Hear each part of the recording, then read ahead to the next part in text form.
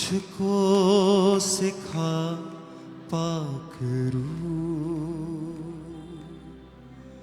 बातें पिता। अपने होठों को खोल के परमेश्वर आज का वचन मेरे लिए हो और मुझे ये सेम न रहने दे। ऊंची आवाज से मांगेंगे परमेश्वर से।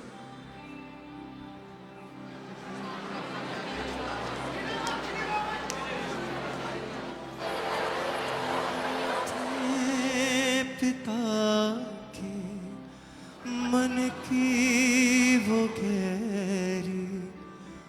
और ये जो झुंड बैठा रहता है इसको मना करो बैठने के लिए, चाहे वो वॉलंटियर्स हो कुछ भी हो। आपको एक्यूरेटली बैठना है जहां जगह है आपके लिए। ओके, कोई भी झुंड बना के वॉलंटियर्स का नहीं बैठे। अपने हाथों को उठाओ। परमेश्वर आज का वचन मेरे लिए हो, मैं इसे सुनूं, मानूं, 100 गुना फलों को लेके आऊं। प्रार्थना करेंगे ऊंची आवाज में। मुझसे बोल रूहे पाक, मुझसे बोल रूहे पाक। बातें पिता की मन की वो गहरी। मुझको सिखा पाक रूह। चरणों में उसके बैठा रहूं मैं, ऐसा बना पाक रूह। मुझको ले रूहे पाक, मुझको ले रूहे पाक। जलाल से जलाल में बढ़ा मुझे, जलाल से जलाल में बढ़ा मुझे। मेरी दुआओं को आज छू। प्रभु यीशु मसीह के सामर्थी नाम में हम मांगते हैं। तारीफ करो जोर से खुदाबंद के नाम।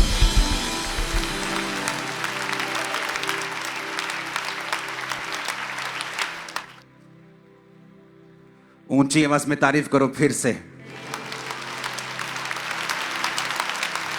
मेरा ये बिलीव है कि आज जो वचन आप सुनेंगे आपको मालूम होगा क्यों परमेश्वर ने हमें बाइबल दी है। बाइबल की जो घटनाएं हैं 2000 साल पुरानी, 5000 साल पुरानी, क्यों उसे आज हम पढ़ें। मैं आज उसे क्यों पढ़ूं। आज मैं आज के युग का हूं। तब सोशल मीडिया नहीं होता था, तब ये नहीं होता था, आज का युग नहीं था, साइंस नहीं थी, तरक्की नहीं थी। मैं क्यों वो बातें पढ़ूं जो 5000 साल पुरानी हैं, 2000 साल पुरानी हैं। आप जब उन बातों को, उन इंसिडेंट्स को, उन घटनाओं को पढ़ते हैं, आपको मालूम होता है परमेश्वर के काम करने का तरीका क्या है, वो कैसे काम करता है और हमें कैसे काम करना है, परमेश्वर कैसे सोचता है, उसका किंगडम कैसे काम करता है। कई बार आप देखते हैं बहुत से लोग अपने देश से फ्रस्ट्रेट रहते हैं। कई बार इसीलिए भी फ्रस्ट्रेशन उन्हें रहती है क्योंकि उन्हें मालूम नहीं होता कि उनके देश का लॉ कैसे काम करता है। और वो अपनी लाइफ में फ्रस्ट्रेट रहते हैं, लेकिन उन्हें यह नहीं मालूम कि अगर उनको लॉ की अच्छी नॉलेज हो जाएगी तो वो उस चीज से ओवरकम कर सकते हैं और अपनी लाइफ अच्छी तरह से जी सकते हैं। इस इतिहास की सबसे बड़ी घटनाओं में से एक घटना है यूहन्ना बपतिस्मा देने वाले का जन्म होना। कौन था यूहन्ना बपतिस्मा देने वाला? बाइबल कहती है, जब हम लूका की पुस्तक को पढ़ते हैं, लूका 1 उसकी 5 आयत को पढ़ते हैं तो लिखा, यहूदिया के राजा हेरोदेस के समय अबिया के दल में जकरिया नाम का एक याजक था और उसकी पत्नी हारून के वंश की थी। आप देखो, दोनों इस वंश के बारे में और इनकी बैकग्राउंड के बारे में हम बात नहीं करेंगे, ये भी एक विषय है बात करने का, लेकिन आज जिस विषय पे हम बात करेंगे वो अलग है। जिसका नाम अलीशिबा था, वो दोनों परमेश्वर के सामने धर्मी थे, प्रभु की सारी आज्ञाओं और विधियों के ऊपर निर्दोष चलने वाले थे। फिर भी उनके कोई संतान नहीं थी, क्योंकि अलीशिबा बांझ थी और वो दोनों बूढ़े थे। जब वह अपनी दल की पारी पर परमेश्वर के सामने याजक का काम करता था, तो याजकों की रीति के अनुसार उसके नाम पर चिट्ठी निकली कि वह प्रभु के मंदिर में जाके धूप जलाए।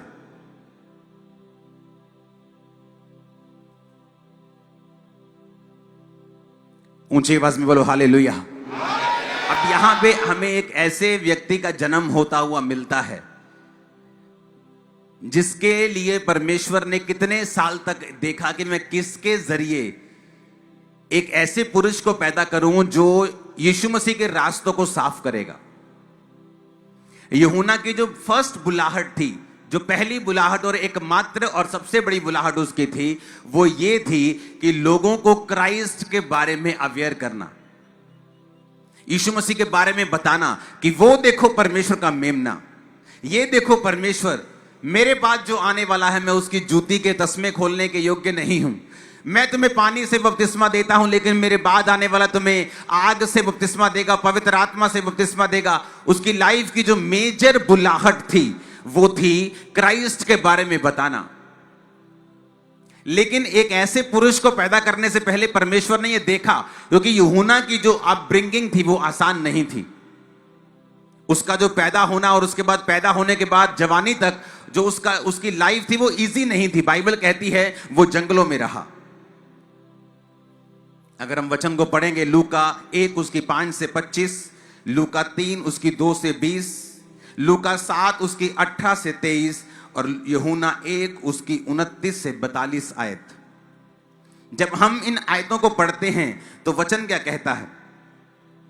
वचन कहता है कि ये व्यक्ति टिड्डियां खाकर, टिड्डियां यानी कि एक फल होता था, एक हरी फली होती जिसे टिड्डी भी बोलते थे, और दाख मधु यानी शहद खाता था। वो दाख मधु नहीं, शहद और टिड्डियां खाता था और जंगलों में रहता था। ऊंट के रोम का वस्त्र पहनता था। जंगली आदमी कहां रहता था? जंगल में। क्यों जंगल में रहता था? उसकी बुलाहट थी। परमेश्वर ने इस तरह से उसे तैयार किया ताकि जब वो जवान हो, डिस्ट्रैक्ट ना हो, अपनी बुलाहट के ऊपर पूरी तरह से कंसंट्रेशन रख सके, तैयार होकर काम कर सके परमेश्वर का। क्योंकि इसे एक बड़ा काम दिया गया है, जीसस के बारे में बताना, क्राइस्ट के बारे में बताना, उसके रास्तों को साफ करना। सब बोलो हालेलुया।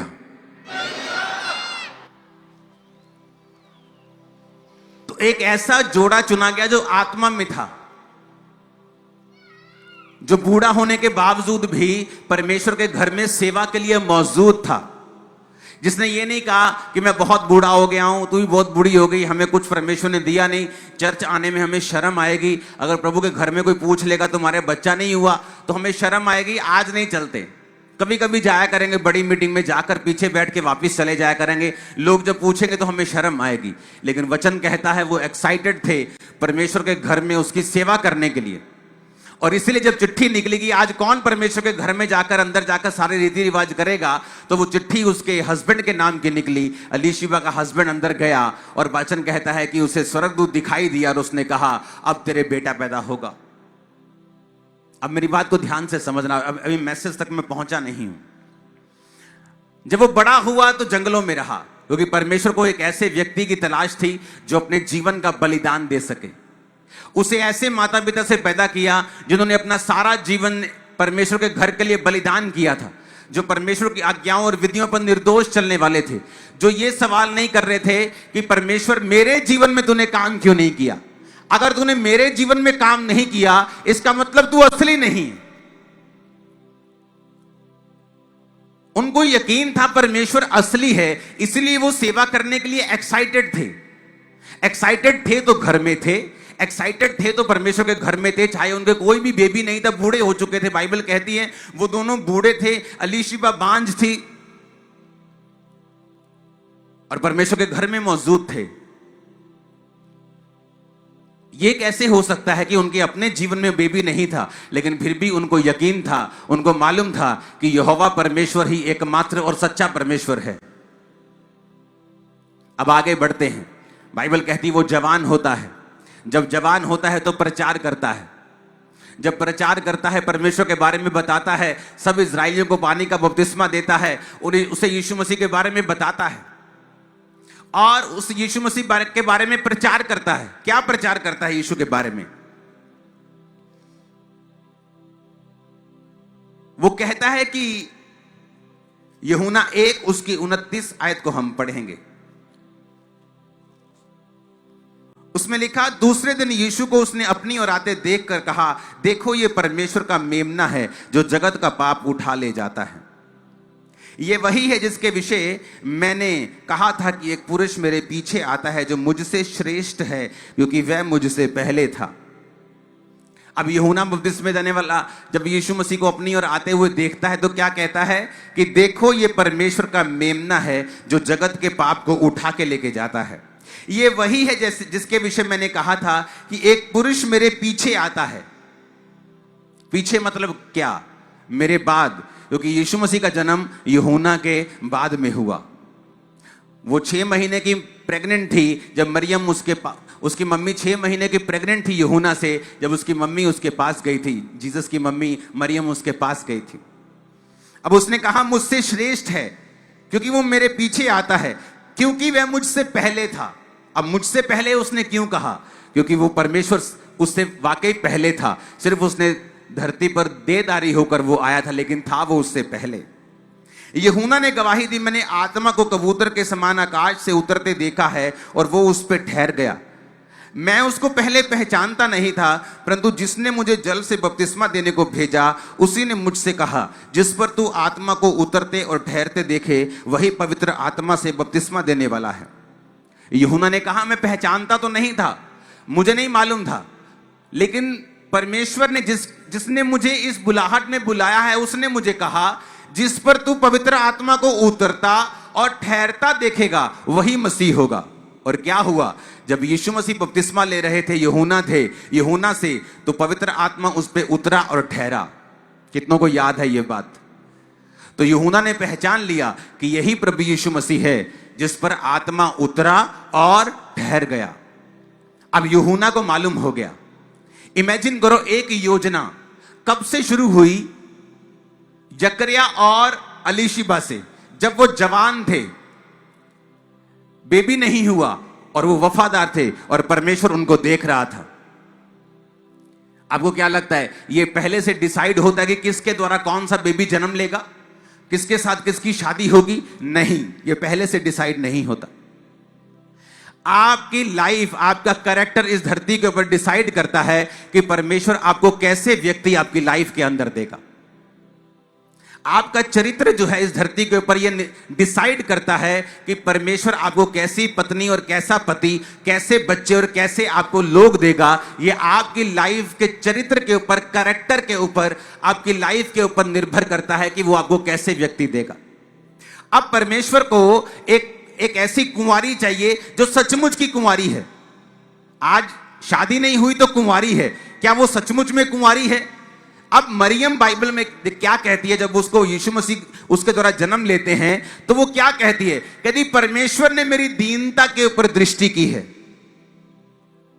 उसने मेरी दीनता के ऊपर दृष्टि, यानी वो गवाही देती है कि मैं दीन थी, मैं नम्र थी, मैं पवित्र थी, मैं कुंवारी थी, इसलिए परमेश्वर ने मुझ पर दृष्टि की है। अब परमेश्वर एक ऐसे जोड़े को ढूंढ रहा था जिसको मैं अगर यूहन्ना जैसा एक बेटा दूं, एक भविष्यद्वक्ता दूं जो यीशु मसीह को बपतिस्मा देगा, तो क्या ये इतने धर्मी हैं कि उस धर्मीपन से ही ये उसको पाल सकेंगे कि जब ये जंगलों में रहेगा ये उसको कॉल नहीं करेंगे, बुलाएंगे नहीं, टॉर्चर नहीं करेंगे और परमेश्वर के कामों के लिए उसे इस्तेमाल होने देंगे? तो परमेश्वर ने इंतजार किया वो कौन है, और परमेश्वर ने एक ऐसा जोड़ा देखा जो धर्मी था, जो बच्चा ना होने के बावजूद भी चर्च में था। आज किन किन लोग जीवन में बड़ी बड़ी गवाहियां हैं? वो लोग जो समय आने पर, कितना समय होने पर भी गवाही नहीं पा पाते। मेरी लाइफ में मैंने 10 साल परमेश्वर का प्रीच किया है, हील किया है, लंगड़ों को चलाया है बिना चंगियाई के। और लोग बोलते थे ना ये चंदियाई वाली हीलिंग मिनिस्ट्री है, और मैं सोच रहा था कि आप उस हीलिंग मिनिस्ट्री की बात कर रहे हो जिसका पास्टर खुद हील नहीं है अभी। लेकिन एक समय आया जब परमेश्वर ने हील किया और पूरा किया, फिर 100%। सुना मेरी बात। अब परमेश्वर देख रहा था कौन सा ऐसा जोड़ा है जिसको मैं इतना प्रेशियस चाइल्ड दे सकूं, जो उसकी परवरिश कर सके इस तरह से जैसी चाहिए होनी चाहिए। क्योंकि एक ऐसा व्यक्ति जब कॉल करता है, ये ग्रेस होती है। आज कितने 5 स्टार ऐसे हॉल हैं, आप चले जाएं अगर दुनिया में, अगर आप चले जाएं यूरोप में, अगर आप चले जाएं अमेरिका, 5 स्टार हॉल्स बने, पूरा हॉल बना है, पीछे कैंटीन्स बनी है, चर्चें फिर भी खाली हैं। क्यों? उन्हें ये नहीं मालूम आपकी अपब्रिंगिंग कैसी होनी चाहिए। अगर आपको लोग चाहिए, अगर आपको आत्मा की बेदारी चाहिए, क्या है ऐसा खास कि लोग यूहन्ना के पास आते थे, जबकि वो बोलता था हे सांप के बच्चों, लेकिन फिर भी वो उसके पास आते थे। वो जंगलों में होता था, भीड़ों की भीड़ उसके पास जाती थी। ऐसा क्या है? क्योंकि वो ग्रेस उसके ऊपर थी, क्योंकि उस ग्रेस को उसने परमेश्वर से पाया, अनुग्रह को पाया। बाइबल कहती वो परमेश्वर के वचन के अनुसार चला, दुनिया से अलग रहा, पार्टीज में नहीं गया होगा, अपने दोस्तों के साथ नहीं रहा, अलग रहा, और इस तरह से परमेश्वर की ग्रेस उस पर ठहरी। और जब वो प्रीच करने लगा तो वो रिजल्ट आया जो पहले कभी उसकी लाइफ में उसने दूसरों में जिंदगी में नहीं देखा होगा।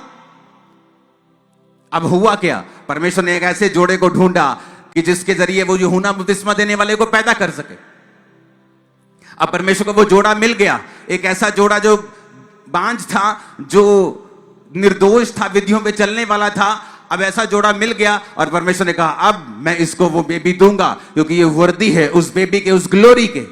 जब परमेश्वर आपको देख लेता है कि आप अब ग्लोरी के, उस महिमा के वर्दी हैं, आप काबिल हैं, क्योंकि आपने अपने विश्वास को दिखा दिया है, आप पीछे नहीं हटे, आप बीमारी में, आप परीक्षा में परमेश्वर के संग खड़े रहे, फिर वो आपको वो देता है जो किसी के पास नहीं होता।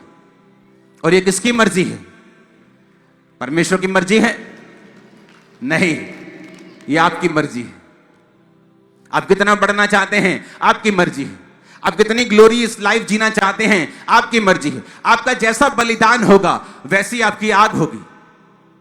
आप 2 लकड़ियों से नहीं सोच सकते कि पूरा कमरा आग से भर जाए, पूरे कमरे में गर्मी आ जाए। आप 4 लकड़ियों से भी ये एक्सपेक्ट नहीं करते, लेकिन जब आप लकड़ी का एक बड़ा गट्ठा जलाएंगे आपको मालूम होगा गर्मी होगी। आज बलिदान कहां है? चर्च के अंदर बलिदानों की कमी है, गर्मी की कमी है, बलिदानों की कमी है, फायर की कमी है। आप तभी रोजे रखते हैं जब आपको अनाउंस किया जाता है, आप वैसे रोजे नहीं रखते। जब अनाउंस किया जाता है तभी आप नाइट प्रेयर करते हैं, वैसे नहीं करते।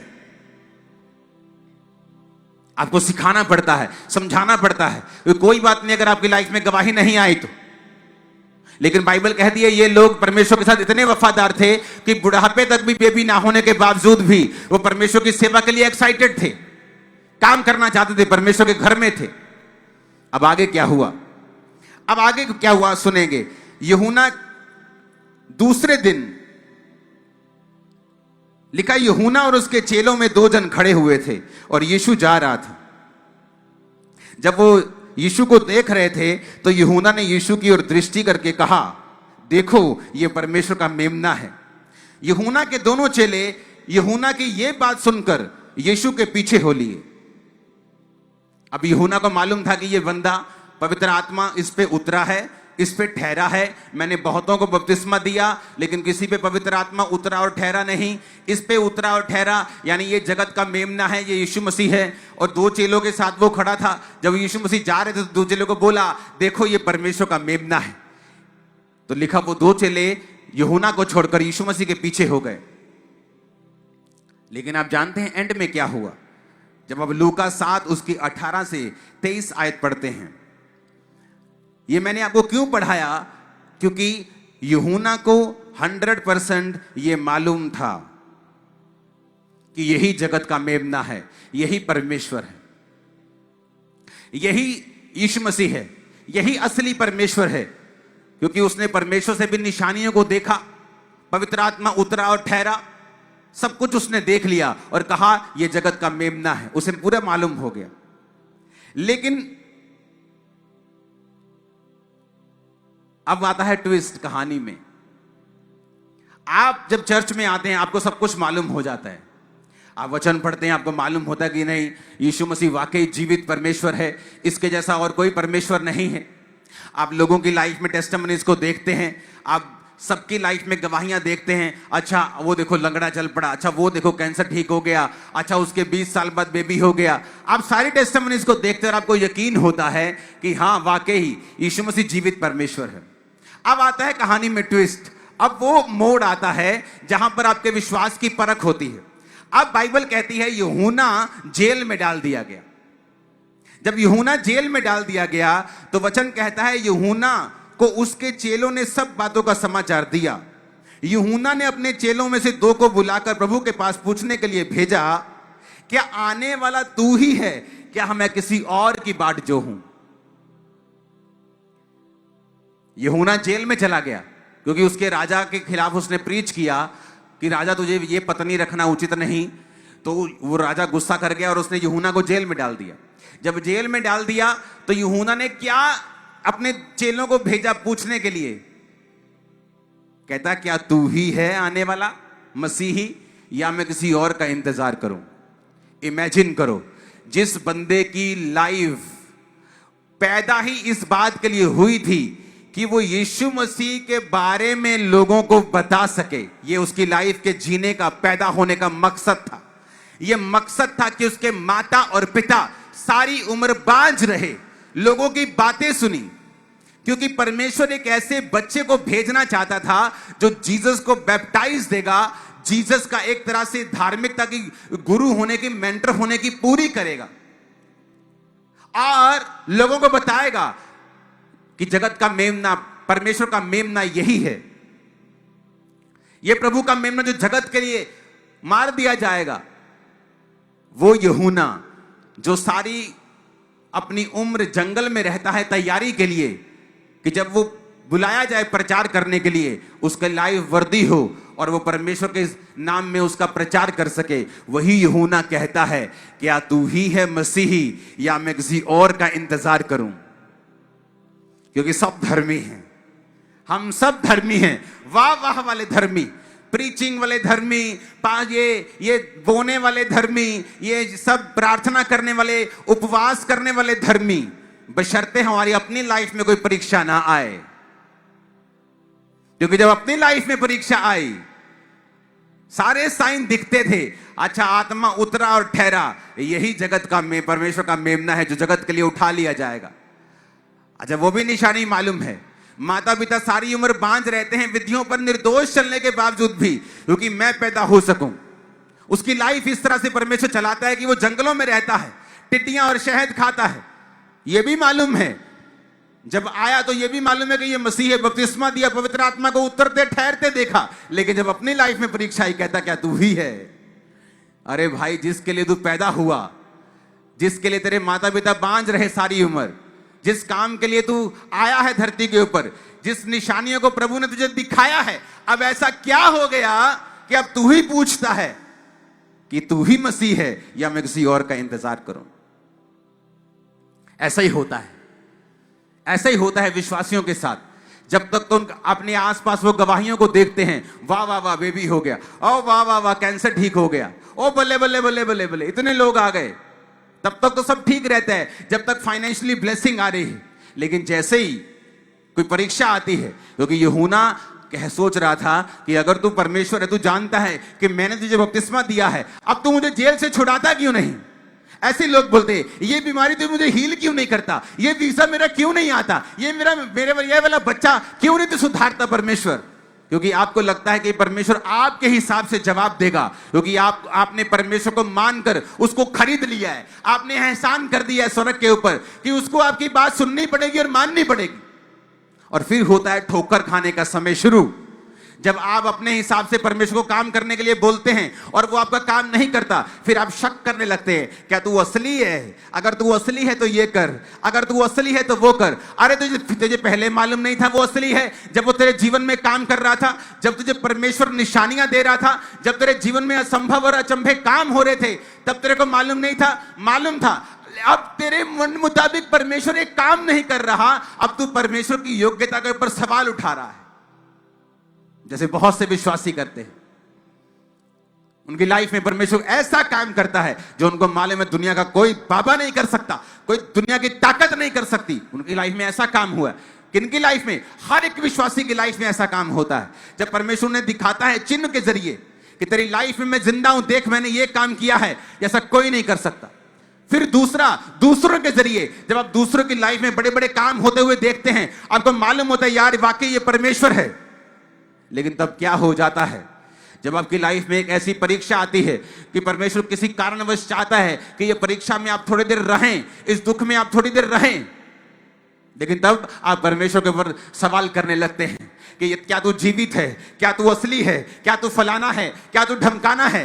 तब शुरू होता है ठोकर खाने का समय, क्योंकि परमेश्वर आपकी तानों से काम नहीं करता। जब परमेश्वर के चेलों ने आके जब परमेश्वर को यूहन्ना के चेलों ने आगे कहा कि हमें यूहन्ना ने भेजा है प्रभु जी, और उसने ये संदेश भेजा है कि तू ही मसीह है कि हम किसी और का इंतजार करें। परमेश्वर कहते हुए गाल सुनो इधर आओ। और बाइबल कहती परमेश्वर ने अंधों को चंगा किया, लंगड़ों को चलाया,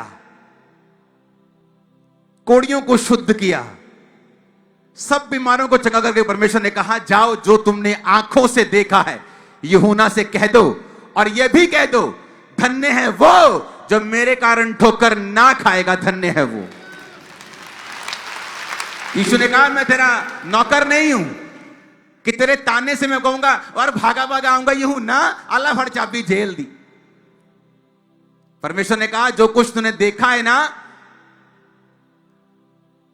22 आयत में लिखा, यीशु ने कहा जो तुमने देखा और सुना है जाकर यूहन्ना से कह दो। अंधे देखते हैं, लंगड़े चलते फिरते हैं, कोढ़ी शुद्ध किए जाते हैं, बहरे सुनते हैं, मुर्दे जिलाए जाते हैं और कंगालों को सुसमाचार सुनाया जाता है, और धन्य है वो जो मेरे विषय में ठोकर ना खाए। कहता जो तूने देखा है ना, अब जाके बोल दो और कह दो उससे, और जाके बता दो। लेकिन यीशु मसीह उसे छुड़ाने के लिए फिर नहीं गए।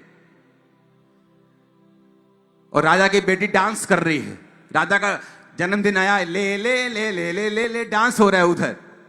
हाँ देखो, एक पापी बंदे को पता है कि अपने बॉस को खुश कैसे करना है, और एक आत्मा से भरा हुआ बंदा परमेश्वर को ताने दे ही जा रहा है, और एक पापी आदमी को मालूम है अपने बाप को खुश कैसे करना है।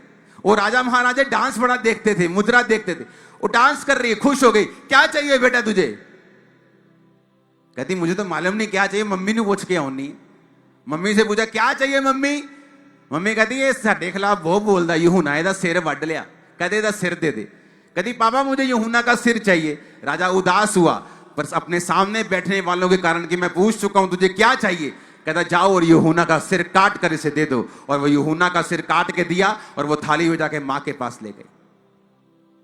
एक धर्मी का अंत, एक पापी को पता है अपने बॉस को खुश कैसे करना है, चाहे राजा अच्छा हो बुरा हो, लेकिन फिर भी राजा के सामने स्माइल के साथ जा रही, डांस कर रही है। और एक धर्मी को पता है कि मेरा परमेश्वर सबसे भला है, करुणा से भरा हुआ है, मेरा मालिक है, मुझे छुड़ाने वाला है, तो भी अपना मुंह ऐसे मुरझाया हुआ, जैसे 15 दिन पुराना बैंगन निकालो ना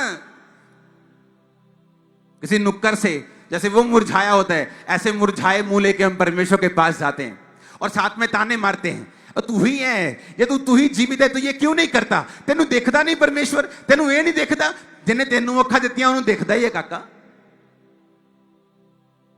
जिसने तुझे आंखें दी उसे दिख रहा है, उसे सब पता है, उसे नॉलेज है। तुम्हारी तरह अगर अलीशिबा और जक्कर ने भी ताने मारे होते तो उनको परमेश्वर इतना अच्छा बेबी ना देता। आज प्रॉब्लम यहां शुरू होती है जब हम अपनी लाइफ के आसपास प्रभु के काम देखते हैं, बहुत सी निशानियां अपनी लाइफ में भी देखते हैं, लेकिन जब हम किसी परीक्षा में फंसते हैं, किसी सवाल में फंसते हैं, तो परमेश्वर की ओर उंगलियां उठाने लग जाते हैं। जिसका जन्म ही ये बात के लिए हुआ है, अपने 2 चेलों को बोलता ये परमेश्वर का मेमना है, और वो बाइबल कहती है उसको छोड़ के उसके पीछे हो लिए, क्योंकि उसे मालूम था कि वो अपनी मिनिस्ट्री के लिए पैदा नहीं हुआ, वो सारा कुछ जीसस को पॉइंट करने के लिए पैदा हुआ है। आत्मा उतरा और ठहरा, उसे मालूम था ये जीसस है, ये यीशु है, ये जगत परमेश्वर का मेमना है, जगत के पापों को उठाने वाला। और फिर भी जेल से सड़ा बुझा हुआ कहता है कि क्या तू ही मसीह है कि मैं किसी और का इंतजार करूं? क्या आपकी लाइफ में ऐसे चिन्ह नहीं है जिसके बारे में आपको मालूम होता है कि यीशु मसीह वाकई जीवित है? क्या आप अपने आसपास इतनी गवाहियां नहीं देखते हैं कि आपको मालूम होता है वाकई यीशु मसीह जीवित है? फिर सवाल जवाब क्यों? कितने मेरी बातों को समझ रहे हैं? ऐसे विश्वासी बनो जो पौलुस और सिलास की तरह जेल से आराधना कर सके। और वचन क्या कहता है? जेल से आराधना कर रहे थे, परमेश्वर ने उस जेल की नींव हिला दी थी, जेल से आजाद कर दिया था। कंप्लेंट नहीं कर रहे थे परमेश्वर को कि तू है तो अब आजा छुड़ा दे। पतरस को परमेश्वर ने दूत भेजकर छुड़ा दिया। जो परमेश्वर पतरस को छुड़ा सकता है, पौलुस सिलास को छुड़ा सकता है, जो ये भी कहता है कि मैं किसी का पक्षपात नहीं करता, क्या वो यूहन्ना को नहीं छुड़ा सकता था?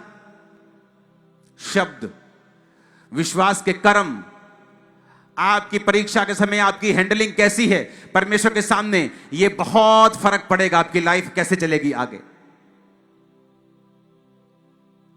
हालेलुया! ऊंची आवाज में हालेलुया का नारा मारो जल्दी।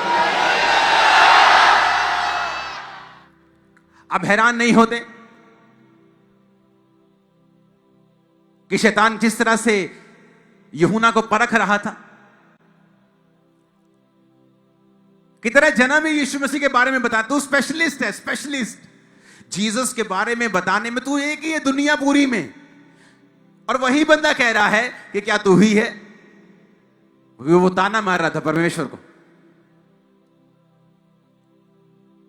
क्योंकि अब आपकी लाइफ में परीक्षा है तो इसका मतलब ये नहीं है कि परमेश्वर भला नहीं है। आपकी लाइफ में कुछ ऐसा हो रहा है जो मन भाव नहीं है, जो कड़वा है, तो इसका मतलब ये नहीं है कि परमेश्वर मीठा नहीं है। आपकी लाइफ में वो नहीं हो रहा जो आपका फेवरेट है, तो इसका मतलब ये नहीं है कि परमेश्वर भला नहीं है। आप बदल सकते हैं अपने कड़वेपन को मीठे में, उसकी आराधना करके, उसके नाम को ऊंचा करके, परीक्षाओं में परमेश्वर का थैंक्स करके, अपने बलिदानों के साथ। आमीन। आपकी लाइफ को मैं मीठा होता हुआ, आगे बढ़ता हुआ, ब्लेस होता हुआ देख रहा हूं। आमीन ऊंचा चाहिए चर्च। हालेलुया! ऊंची आवाज में हालेलुया बोलो जरा। कितने इस वचन को समझ चुके हैं कि अगर आपकी लाइफ में कुछ नहीं हो रहा है अभी, कोई ऐसी घटना, कोई ऐसी गवाही, इसका मतलब यह नहीं है कि परमेश्वर दूसरों की लाइफ में काम नहीं कर रहा है। इसका मतलब यह नहीं है कि हम परमेश्वर के ऊपर सवाल उठाएं, क्योंकि वचन कहता है वो विश्वास से प्रसन्न होता है। मैंने एक बार नहीं देखा जब परमेश्वर जा रहे हो और कोई परमेश्वर को कह रहा हो, जे तू जीवंदा है तो आके मैनू चंगा करके दिखा, अगर तू जीवित है तो मुझे ठीक करके दिखा, मैं मान जाऊंगा। मैंने एक बार भी नहीं देखा कि यीशु मसीह रुके और अपने आप को साबित किया हो। लेकिन हां, जब लोगों ने पुकारा है, हे दाऊद की संतान मुझ पे दया कर, मुझ कुत्ते पे दया कर, जब उस औरत ने कहा कुत्ते भी वही चूर चार खाते हैं, जब उन्होंने परमेश्वर को विश्वास से प्रसन्न किया है, इसलिए बाइबल कहती है तेरे विश्वास ने तुझे चंगा किया, ना कि तेरे तानों और मेनों और अविश्वास ने। ताने और मेने देने से कुछ बदलेगा नहीं। मेरा एक्सपीरियंस है लाइफ का। आपकी लाइफ में कोई गवाही पैदा नहीं होगी, जो है वैसा ही रहेगा। जैसी मेंटल लाइफ है, जैसे मन के सवाल हैं, वैसे ही रहेंगे।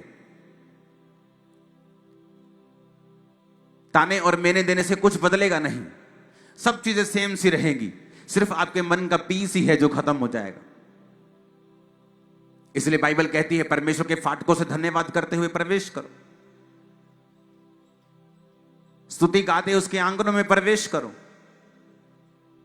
थैंक्स गिविंग देते हुए उसकी हुजूरी में जाओ। तुम्हें सवाल करने की जरूरत नहीं है, क्योंकि तुम्हारे सवालों से वो दुखी नहीं होने वाला है या मूव होने वाला नहीं। वो तुम्हारे विश्वास से मूव होगा, तुम्हारे बीज से, प्रार्थना से, विश्वास से, तुम्हारे अड़े और खड़े रहने से गवाही होगी, ना कि तुम्हारे सवालों और तानों और मेनों से। इमेजिन करो, यीशु मसीह जब बपतिस्मा ले रहे थे तो यूहन्ना ने कहा, पिता प्रभु मैं तुझसे बपतिस्मा लेना चाहता हूं, तू मुझसे बपतिस्मा क्यों ले रहा है? परमेश्वर कहता है धार्मिकता को पूरा करना उचित है कि तू मेरा मेंटर है, मैं धार्मिकता को पूरा करूंगा। इमेजिन करो जीसस का एक ऐसा जन जो खास है, जब उसने ताने और मैंने दिए उसकी नहीं सुनी गई, तो तुम और मैं क्या हूं? कितने मेरी बात को समझ रहे हैं? और ये बहुत बड़ी मिस्टेक है जो पास्टर्स करते हैं, जो विश्वासी करते हैं। अपनी लाइफ में वो परमेश्वर के चिन्हों को देखते हैं, परमेश्वर को काम करता हुआ देखते हैं, लोगों की लाइफ में परमेश्वर के कामों को देखते हैं, और फिर एक दिन जब उनकी लाइफ परीक्षा में जाती है तो सवाल करने लगते हैं परमेश्वर से। और वही वो समय होता है जब परमेश्वर डिसाइड करता है कि तेरी जिंदगी में आगे लेके जाऊंगा या यहीं पे बस। जब आप मसीह में आए थे तो कैसे विश्वास के साथ हमने प्रभु को ग्रहण किया, कैसे विश्वास के साथ चले, लोगों से लड़े, परिवार से लड़े, अपने आप से लड़े, अभिलाषाओं से लड़े, शैतान से लड़े, और हमने पाया। तो जो रूल लड़ाई का पहले था, 20 साल बाद भी वही रूल है, 10 साल बाद भी वही रूल है, 5 साल बाद भी वही रूल है। आपको फिर विश्वास दिखाना है, फिर शैतान से लड़ना है, फिर अपने आप से लड़ना है, अपने अभिलाषाओं से लड़ना है, और परमेश्वर आपको वही विक्ट्री देगा जो उसने आपको पहले साल दी थी, वही जीत फिर देगा जो आपको दूसरे साल दी थी। वो बदला नहीं है, उसका रूल बदला नहीं है, आत्मिक रूल बदले नहीं है। कितने मेरी बातों को समझ रहे हैं? अपने पड़ोसी को बोलो कुड़कुड़ाना नहीं है, सवाल नहीं करने हैं, बल्कि थैंक्स करना है, विश्वास दिखाना है, अड़े और खड़े रहना है, ताकि तुम गवाही के साथ वापस आ सको। आमीन। खड़कने वाला चाहिए चर्च।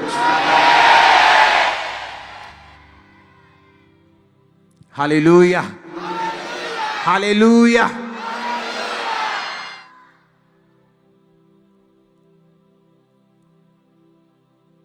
अपनी लाइफ का, अपने जीवन का सब कुछ परमेश्वर को देना है हमें, और जो कुछ हम परमेश्वर को देंगे उस पे आशीष रहेगी।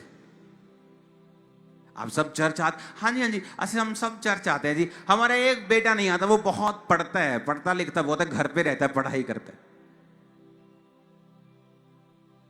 जीसस के पांव पे जब इत्र उंडेला गया तो चेलों ने कहा इसको 200 दिनार में बांटा जा सकता था। जीसस ने कहा नहीं, जो कुछ मुझ पे उंडेला गया वो व्यर्थ कभी नहीं जाएगा। अब इसके बाद जहां जहां सुसमाचार सुनाया जाएगा वहां वहां की जाएगी।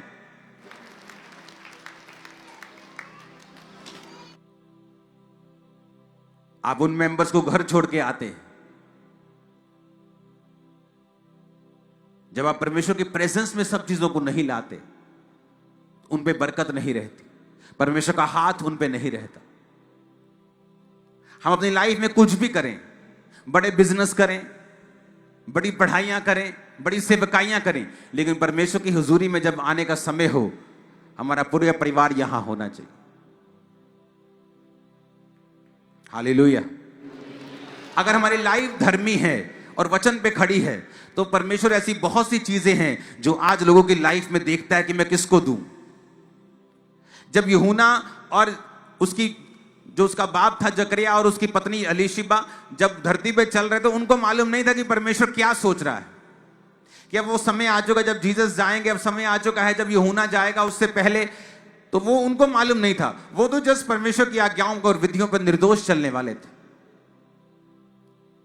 जब आप और आपका परिवार पूरी तरह से डेडिकेट होते हैं, आप परमेश्वर के भवन में, आप परमेश्वर के कामों के लिए पूरी तरह से डेडिकेट होते हैं, तो ऐसी बहुत सी चीजें हैं जो परमेश्वर आपकी लाइफ में आपको देना चाहता है। लेकिन लोगों को कभी मालूम नहीं हो सकता परमेश्वर के दिल में क्या है, लेकिन वो धरती पर जब देखता है और ऐसे सूटेबल आदमी और परिवारों को देखता है जिन्हें वो ग्लोरी और महिमा दे सके, वो देता है। आज भी उसकी योजनाएं खत्म नहीं हुई।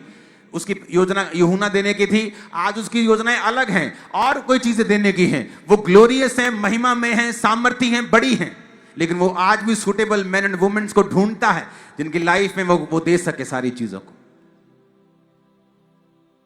ऊंची आवाज में हालेलुया बोलो।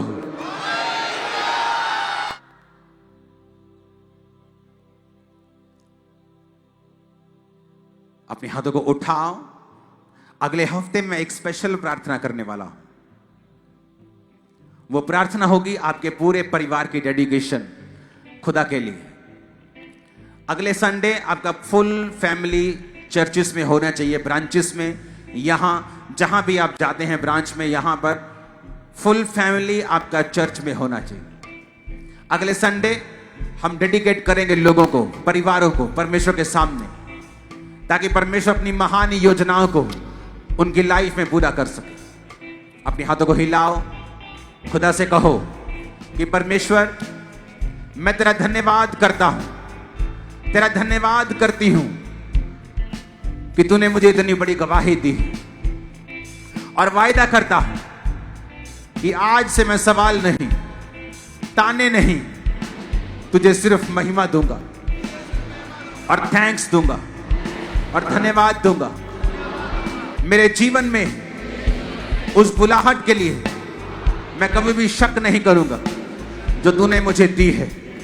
अपने हाथों को हिलाकर थैंक यू जीसस बोलकर हम इस प्रार्थना को फिर से करें। ऊंची आवाज में कहेंगे, खुदावन आज से मैं कंप्लेंट नहीं, ताने नहीं, महिमा दूंगा। मांगो ऊंची आवाज।